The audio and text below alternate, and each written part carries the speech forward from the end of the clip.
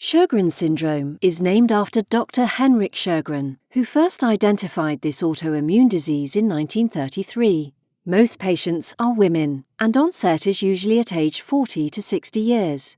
In Sjogren's syndrome, the cells of the immune system attack the body's exocrine glands, namely the salivary glands and the lacrimal, or tear glands, resulting in the two most common symptoms, dry eyes and dry mouth.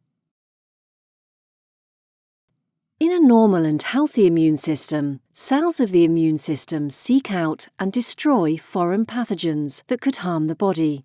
Macrophages and dendritic cells are also referred to as antigen-presenting cells, and once they recognize pathogens, they ingest them by extending themselves around the pathogen and engulfing it.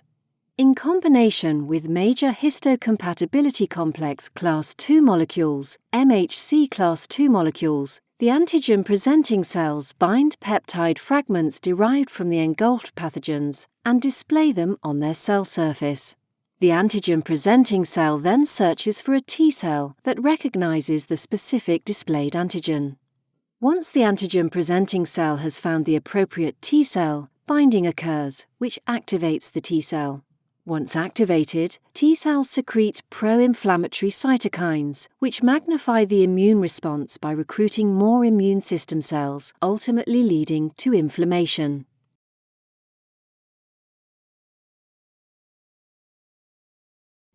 While the exact cause of Sjogren's syndrome is unknown, it is thought to be a combination of genetic and environmental factors. Genetic factors may include genes which code for specific types of MHC class II molecules, called human leukocyte antigen, or HLA genes.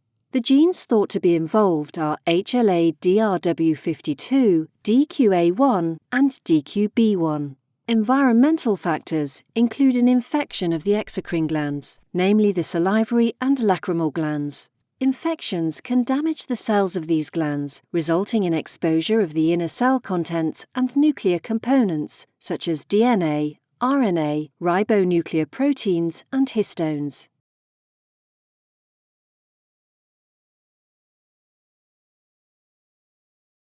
In individuals with Sjogren's syndrome, T cells get inappropriately activated by these nuclear components, which they mistake as foreign when in fact they are self. The activated T cells in turn activate B cells, which start producing anti-nuclear antibodies, or ANAs, which are antibodies against these nuclear antigens. In Sjogren's syndrome, ANAs are formed against the ribonucleoproteins SSA and SSB, and they are known as anti-SSA, also called Rho, and anti-SSB, also called La.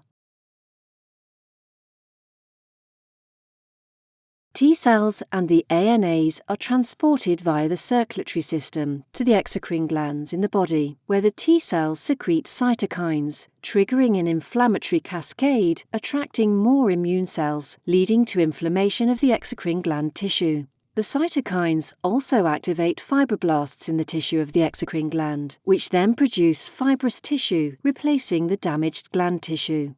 The end result is a loss of secretory cells in the glands, hence reduction in the production of lubricating mucus in the eyes and mouth.